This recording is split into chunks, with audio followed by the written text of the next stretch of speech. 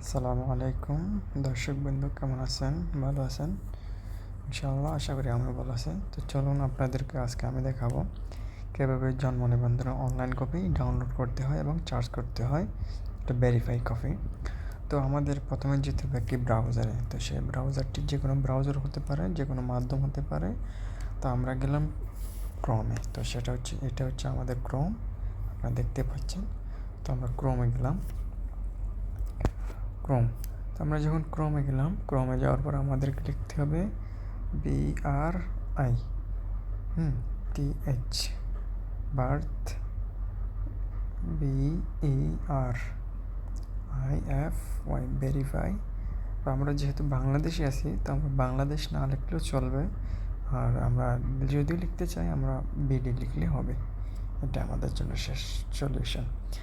তো আমরা সর্বপ্রথম যে জিনিসটা করব, যে আমাদের এখানে একটা পেজ আসলো, সেটা হচ্ছে বার্থ অ্যান্ড ডেট ভেরিফিকেশান। তো সেটা হচ্ছে এটি, আপনারা দেখতে পাচ্ছেন, সেটি হলো এটি, এই যে এটি।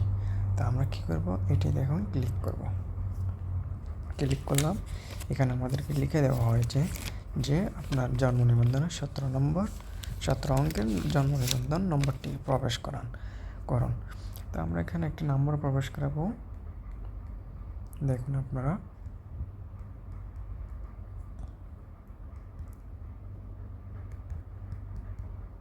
দেখুন আমাদের নাম্বারটি হয়ে গেছে। এখন আমরা এখানে বয়স দেব। বয়সটা হচ্ছে যে কি, আমরা সর্বপ্রথম সালটা দেব। তো এখানে আমাদেরকে লিখে দেওয়া হয়েছে যে আপনারা প্রথমে সালটা দেবেন, ইয়ার মান্থ ডেট। তো আমরা প্রথমে সালটা দিলাম। এরপর আমাদেরকে একটা হাইপেন দিতে হবে। এরপর আমাদেরকে আমাদের জন্মের মাসটা সিলেক্ট করতে হবে।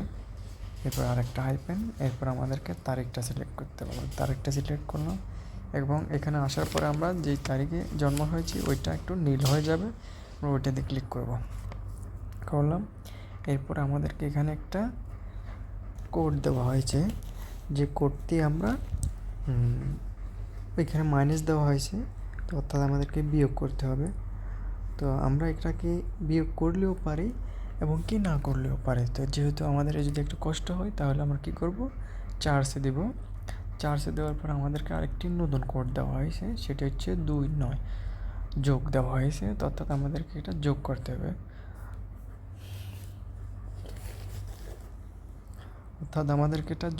হবে।